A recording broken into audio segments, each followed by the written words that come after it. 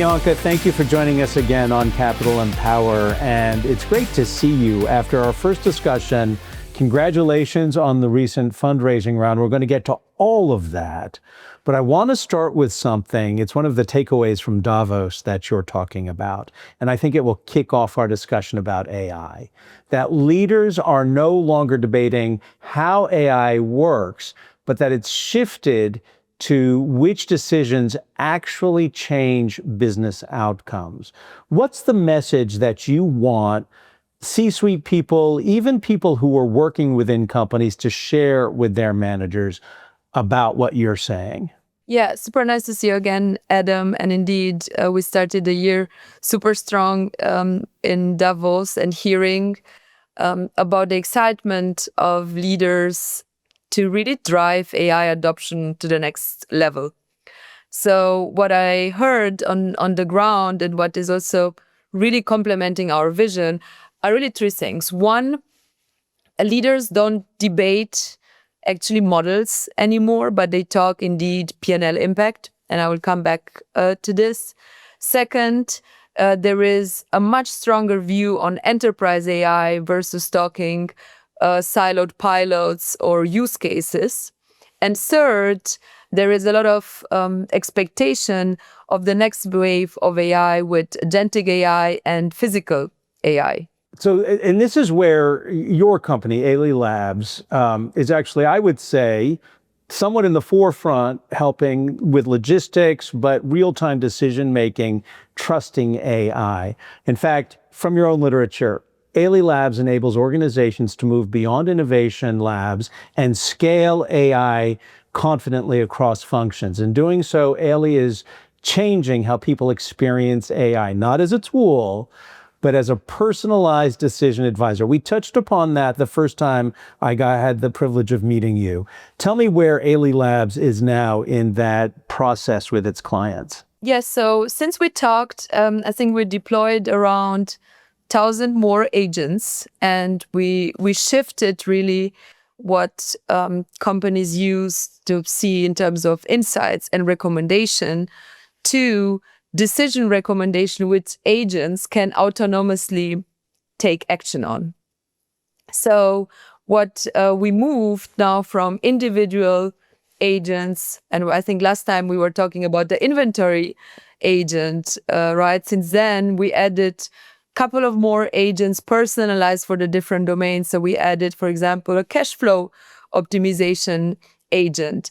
And the innovation we put behind is now orchestrating all these agents to optimize for the full P&L impact of a company. That's where our investment into autonomy goes.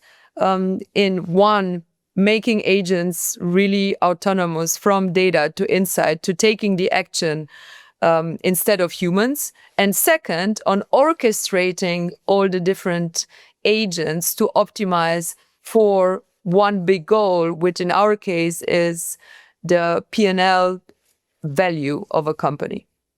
Well, one of the things that you have, I tell me if I'm correct, that you're pioneering is rewiring boardrooms, because this is the experience that you have had and the real world has had. So if we get a disruption with tariffs, your AI can run, I believe your staff has said, 100,000 what-if scenarios in seconds, and it can recommend concrete actions that will protect my margins as a company. Do you have real-world examples where the companies that have hired you have been able to avert financial disaster because of this? Yes, we have examples of customers who now start their board discussions with the agent at the table, which basically, like we said at the beginning, is a decision advisor which will serve as what are risks and opportunities in the business. And what the agent does is actually not only avoiding risks, but providing something which was not possible before, which are trade-off decisions. So let me give you an example. The agent will surface that there is an opportunity to allocate more capital to a specific geography as this will actually, in the context of price adjustments or market shifts, will generate additional sales upside. At the same time, it would recommend to deprioritize some of the innovations in the portfolio because the results were not as promising or not according to the timeline. So one is to mitigate risk, but second is to really find what in the same time, what are the opportunities in the rest of the business to mitigate the risk. And in fact, you point out that what once required 2 full-time employees and hours of analysis is now being solved by the agent who's at the meeting. There are some people who are afraid of AI who will say, oh, that's 2 employees who just lost a job. But I'm thinking that's 2 employees who can be repurposed to something more productive than having to spend hours and hours of analysis. Exactly. And we did this test indeed where the 2 FTEs would evaluate. It was about a special market event where a new competitor entered the market and they had to reevaluate how the portfolio will shift with this event. And indeed, it took them 2 to 3 days. And the agent ran the scenarios and provided the recommendation in 3 minutes. Now, one is the speed. Yeah.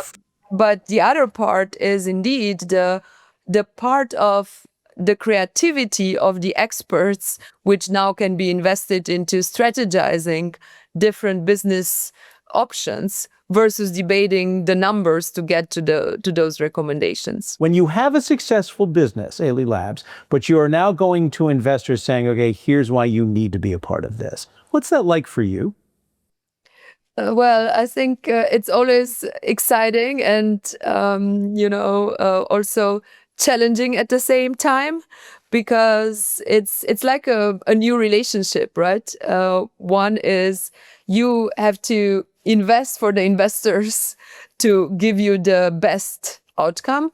And I think that's something which requires adjustment to find the right partner for the next chapter of growth. So I do see it as an exciting opportunity of finding a new partner and getting the partner excited about our vision. At the same time, I think it's always an amazing inflection point and chapter to think about the ambition of the company and where we want to go next. With the funding, right? I think specific for Ailey is that we are self-sustained business and we are looking for growth investment, which basically brings our innovation and expansion to the next level rather than protecting our burn rate. I want to ask you, I'm old school. I'm probably twice your age. When I think of AI, I think of Hal from the 2001 movies many years ago. I really enjoy AI.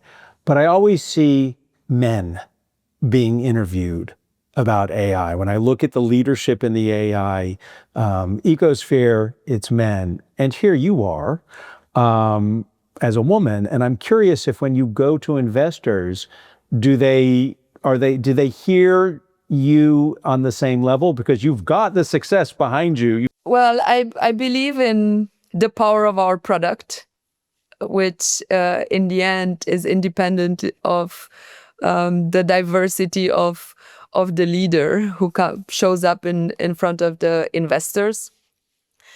I think we are unique to have a board which is all women. So there might be a connection there, but I actually, see this more as an advantage on the diversity of decisions and how we build the product to make sure that we have the right representation of male and female. I truly believe that this helps to have a better quality of decisions, but also a better quality of the AI, which we are building as we are representing the diverse workforce and population in our development base. It's in the United States, there's everyone talks about the quote, tech bros. And, I was referring to them and they seem to lead the discussion about AI, and sometimes I think people might tune out. When are we going to see more women leading the discussion? Because you're doing it and you're leading successfully, but the traditional news organizations, you should be there perhaps more often than maybe Sam Altman.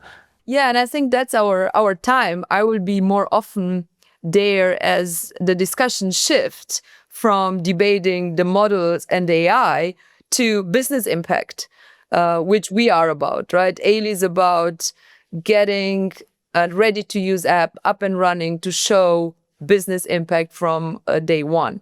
So I do think that that's the moment for us to actually show up more and more often, as people are interested now into the business context and the economic value rather than the fancy tech behind our product. I want to talk about global expansion because the money that you've just raised will help you do that.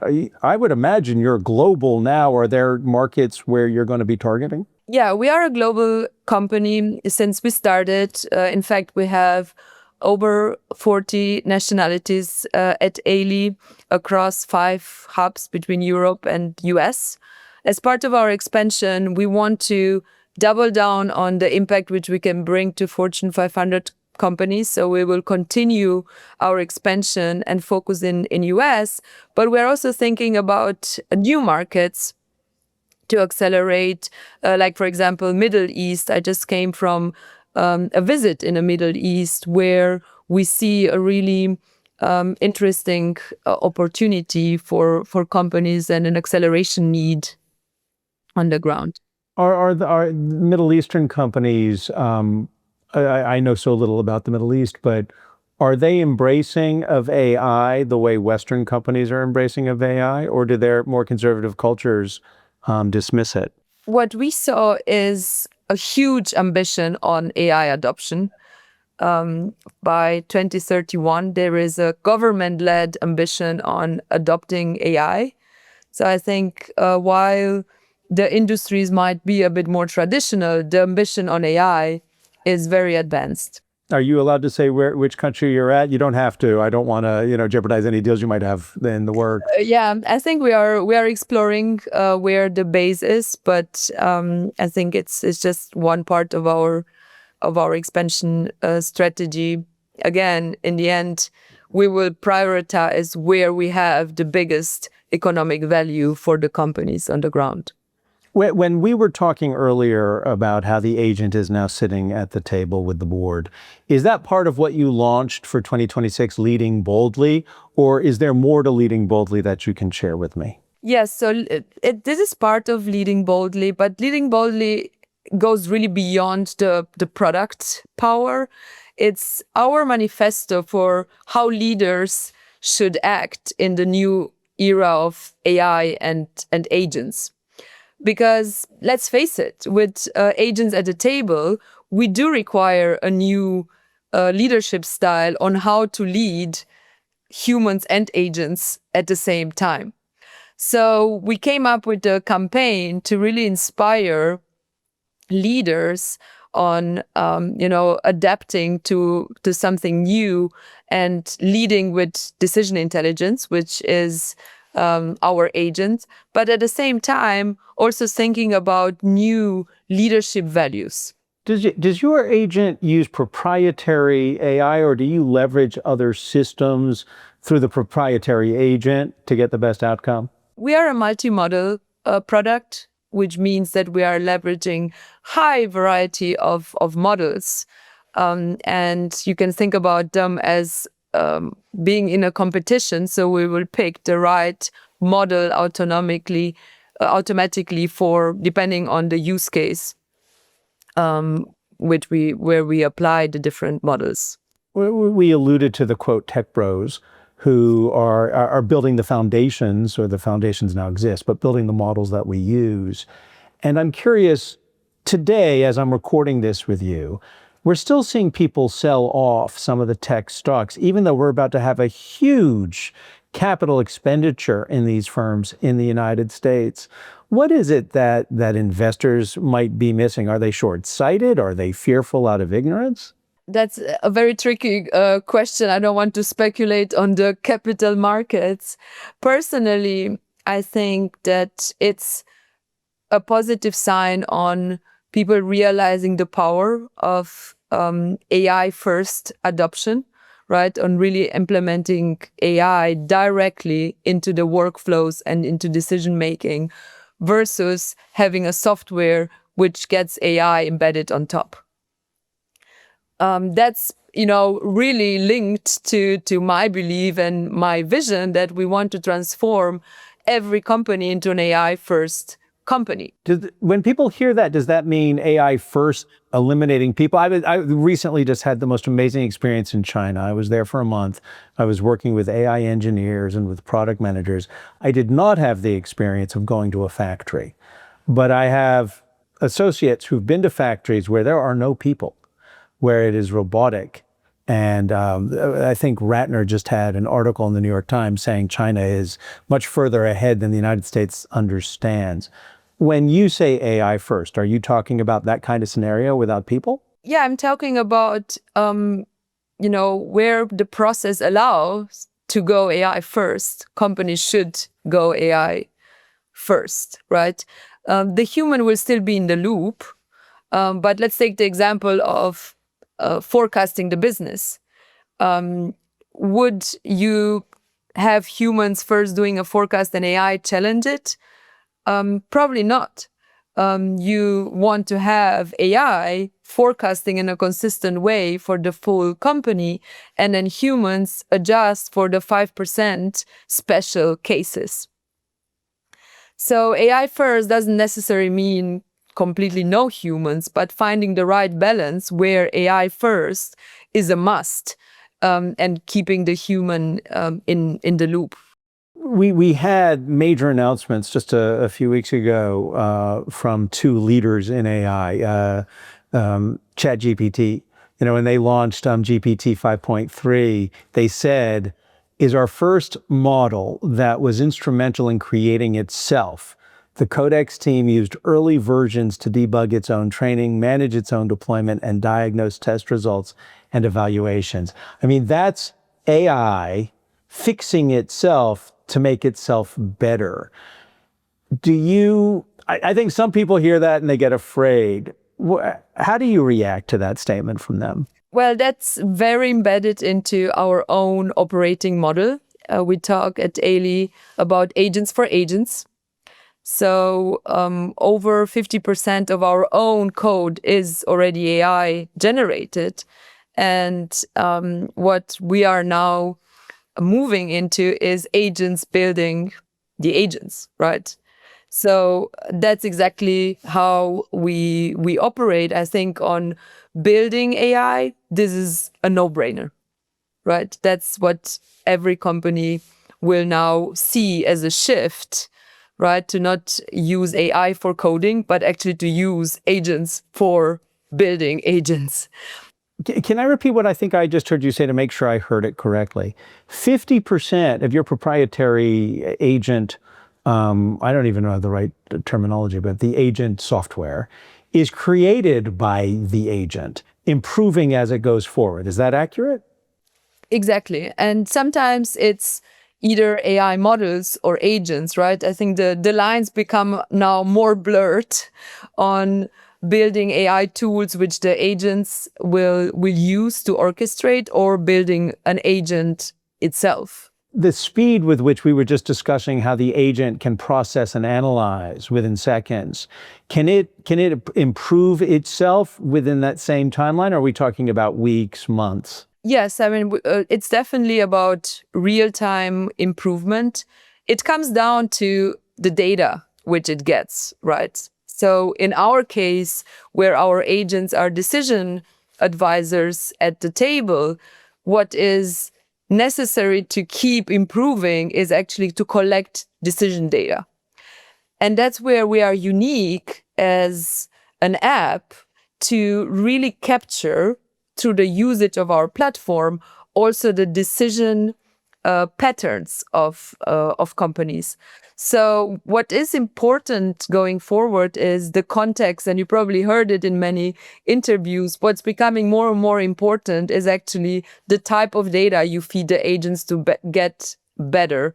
And in my perspective, this is context data, which is like business know-how, and decision data, right? Like, let's collect this data, which was actually never collected in a company. That will make also the differentiation between companies on applying enterprise AI to get a competitive edge.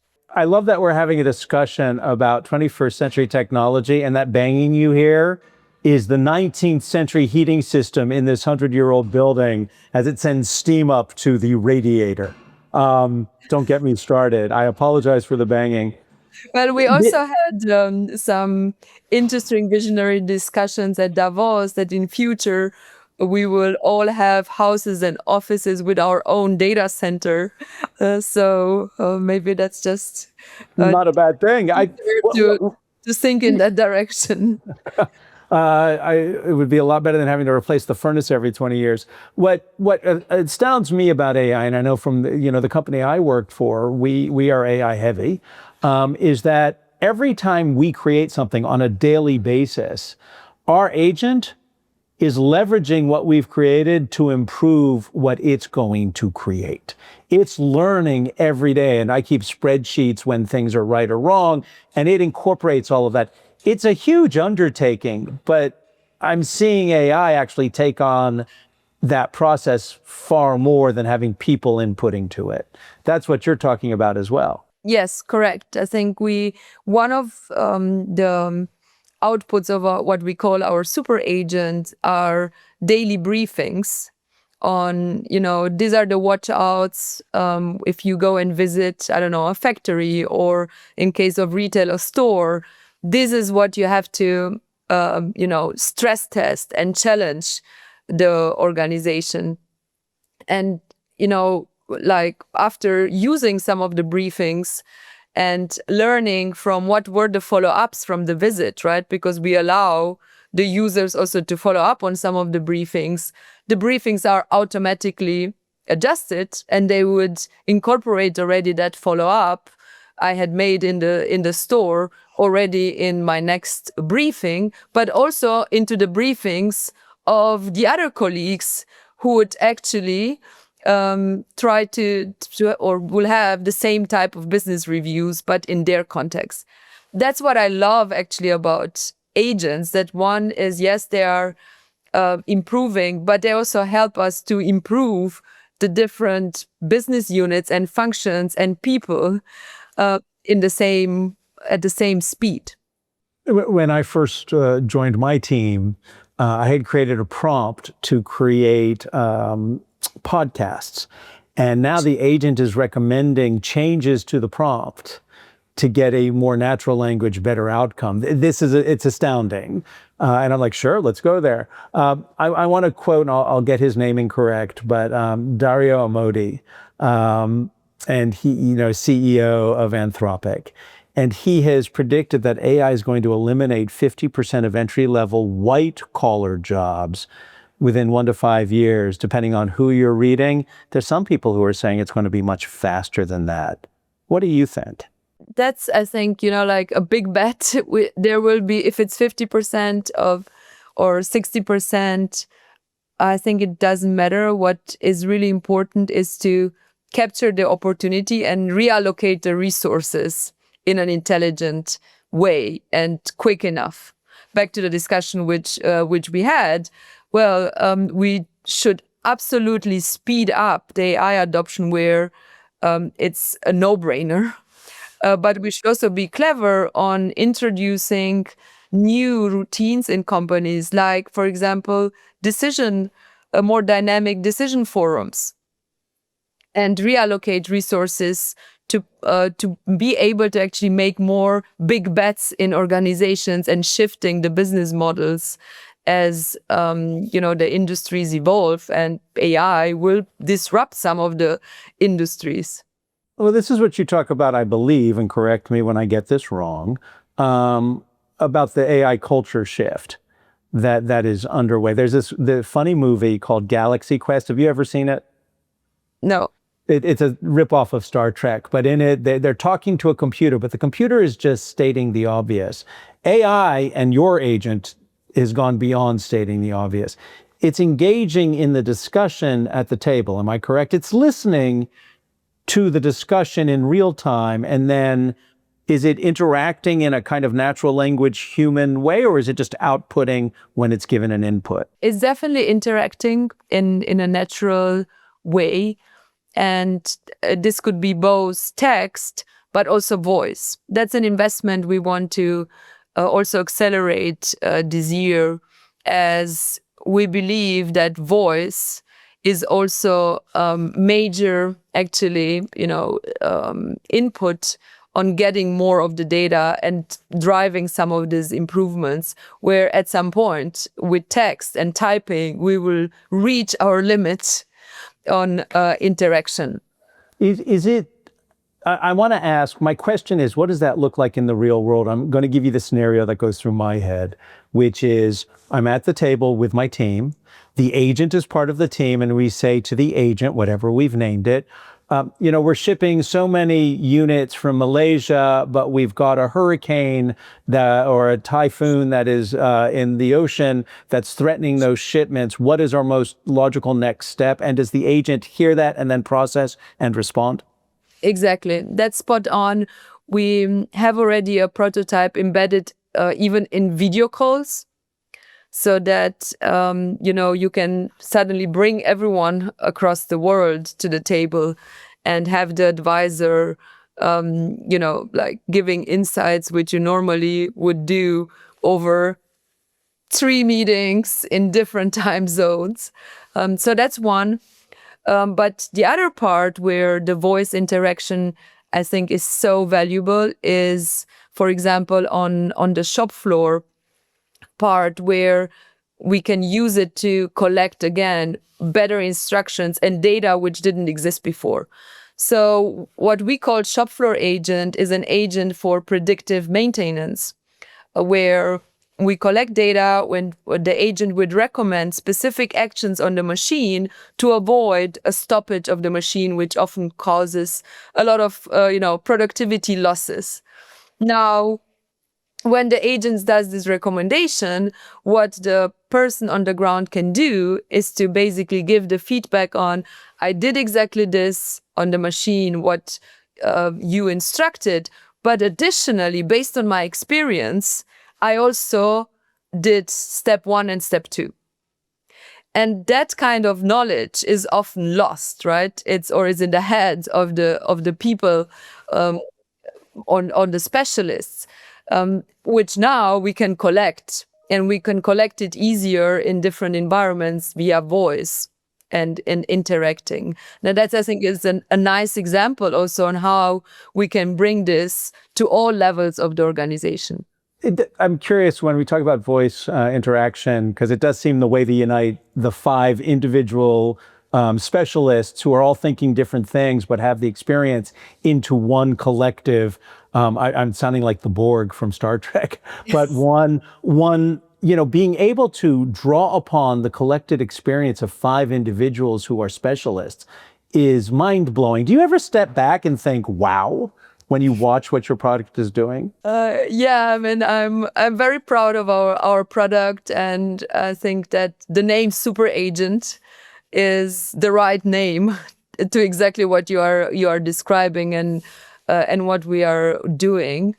We are also very, very diligent on calibrating the agents and having the right guardrails, because it's not only about the specialists, it's actually also to stress test that these recommendations are not hallucinations, but they actually make sense.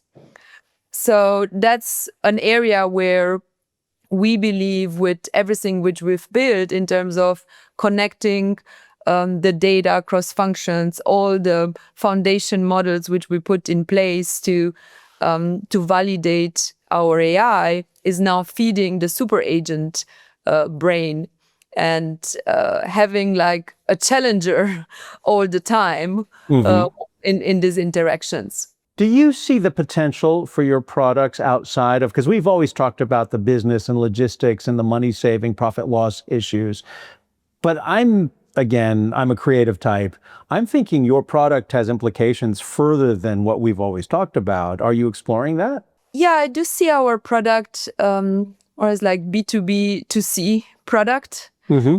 And, if I'm allowed to think futuristically, when I'm talking about personalized agent for everyone, it can literally, go all the way from what I have to do in business, but also optimizing my private agenda, let's say. I do think that we helped already blur that lines, and as part of my vision, make the interaction with the app so easy and seamless, like we are used to interact with our consumer apps. So I think that's probably bringing it to the next level where, I'm thinking a bit of WeChat in China. There is no differentiation. It's one app where you do everything. Yeah. I was using Alipay, but I was well aware of WeChat. But I was thinking, yeah, and it would be on a much smaller scale, but then so many people do it. I think average homeowners and just not even homeowners, people in the United States don't realize they're managing businesses, their daily lives, the income, the outflow, the ordering of things.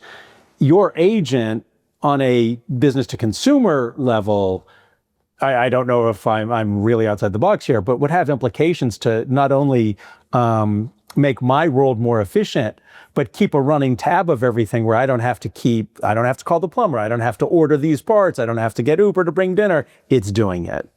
Yeah, exactly. And I think that's what a personalized agent should be able to do. Like no matter if it's in the business world, my private world, we focus on Fortune 500 companies and big companies because that's where the challenge is in terms of data and where we see the biggest business impact. But we clearly know that our product can be used by any size of enterprise and, to your point, by individuals. And it has, I think, the return on investment to be able to be used in an efficient way by everyone. So I just a personal question. You lead a team. How do you motivate them? Because I imagine, this has not been straight up success. You learn from the hurdles, I've got to believe. Clearly learning every single day. And I like to involve the team in the different chapters we are going through, right? We went all the way from a startup to a scale up. Now we are going to the next chapter. So the way how I believe a company and the team keeps evolving is by, yes, building the best product out there and investing in innovation and exciting people about the innovation impact which we have. But at the same time, co-create the culture together and being aware that as we are becoming a bigger team, a more global team, we have to be even more obsessed about keeping the culture of what we call an AI first company, agile, fast, and connected. So I try to do it really through these two levers, product innovation and cultural connectivity. And I love it. I think in the end, people is what makes the work happen and what is the magic of our daily business. Is there an experience you can share with us? I'm going to use the word where it didn't work. I'm going to use the word fail. I think every quote fail is gives you the data to get to the success. Is there a fail you could share with us where your team coalesced around getting to success from that point? Well, I think we have daily failures, to be honest. With AI, I think that's the norm, right? So one of the I would call it iterations, which is pretty normal, is what, model combination works for a specific industry better. I think I see the failures more as iterations, which we have to do much quicker. So I think that's one. And then, sometimes we might build a product feature which doesn't have adoption. That's, I think, something which I see as failure because we don't deliver on our own ROI. But again, also in that case, it's just a learning to prioritize better all the new innovations which we do.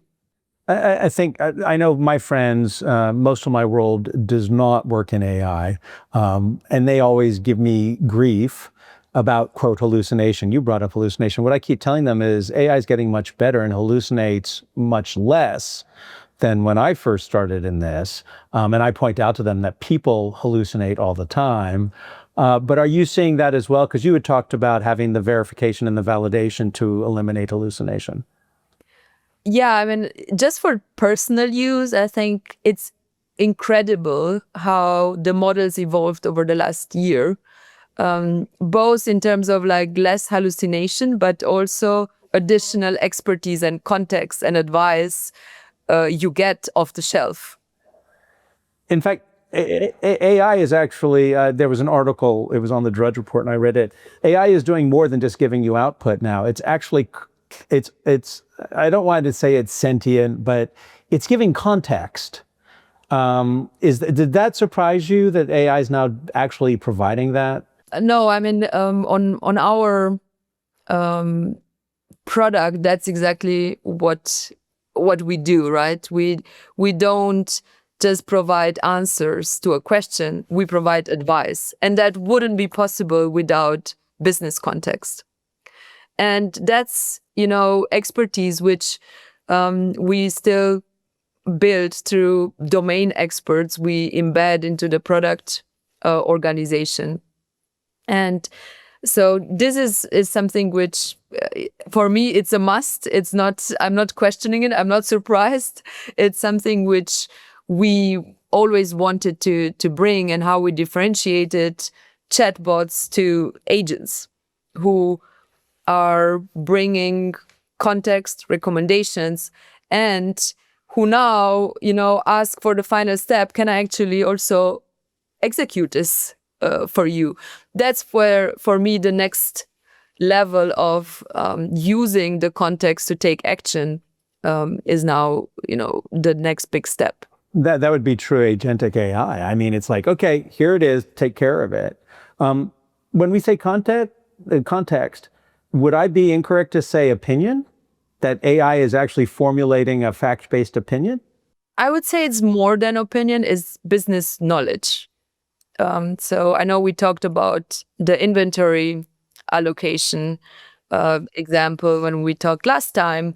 And to stay with that example, the agent should not only give the opinion, allocate more into this distribution center or the other distribution center. That's already an optimization proposal, not an opinion. But second, it would be so clever to know that there are restriction rules between the different in the network. And that is, for me, business context, which we collect through the data or through our business know-how, and we feed into the agents. So let me wrap up two final things. I want to go back to Davos. You're with the movers and shakers of the world, from business to politics to lifestyle. What were some of the questions they were asking you about AI? I think that everyone asked on how can I get fastest impact from AI, right? What is the thing I should start with? And I keep encouraging CEOs, one, to really own the agenda, and second, to think enterprise-wide and not use case-wide. So get that super agent. Don't start with a silo AI use case. Go all the way to super agent and have the organization interact with agents and disrupt some of the old processes into AI first routines. That's where the impact will come from. And as you interact with, I used the term tech bro, it's never lost on me that the first real programmer was a woman from the US Navy. But that was in the 40s. I wasn't alive then. But as you talk with the people who have created the current world in AI, if I have the good fortune to do a follow-up interview with you in a year, what's coming? What are they saying is coming next, and where will we be in a year? There is, I think, big bets on autonomy, the same what we do, and second, more specialized AI, like we see, for example, for healthcare. So I think that's one cluster of what the tech community is prioritizing now on the product side. And the other part, I think, is the whole debate of where does the journey go in terms of agentic Gen AI and superintelligence. What is the best way to get to superintelligence? Is it a continuation of what we just see, or is actually a new type of models, like creating a world model, the path to superintelligence?